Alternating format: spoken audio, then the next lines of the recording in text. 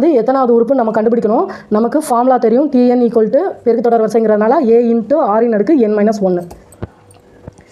இந்த Tnோட மதிப்பு வந்து நமக்கு 8192ன்னு கொடுத்துருக்காங்க. ஏ வந்து என்னது 4 × ஆறுங்கும்போது ஆர் கண்டுபிடிக்கணும்னா 8/4. 1 4 4 2 4 8. ஆர் வந்து நமக்கு 2 2n கண்டுபிடிக்கணும். n-1 இதோட மதிப்பு தான் 8192.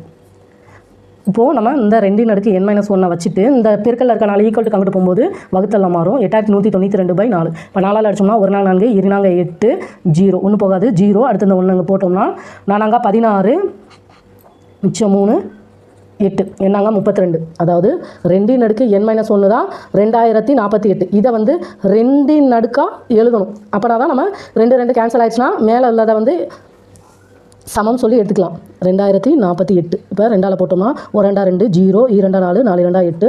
2ஆல் போட்டோம்னா 2 10 1 2 2 4. 2ஆல் போட்டோம்னா 2 4 மிச்சம் 1 2 10 மிச்சம் 1 6 12. 2ஆல் போட்டோம்னா 1 2 2 4 மிச்சம் 1 2 16. அடுத்து 2 போட்டோம்னா 6 12 4 2 8. 2ஆல்னா 3 2 6 2 4. அடுத்து 2ஆல் 1 2 மிச்சம் 1 6 12. 2ஆல் 2 16. 2ஆல் 4 2 8. 2ஆல் போட்டோம்னா 2.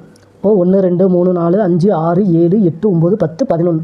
அதாவது 2n-11 மதிப்பு வந்து நமக்கு 2048.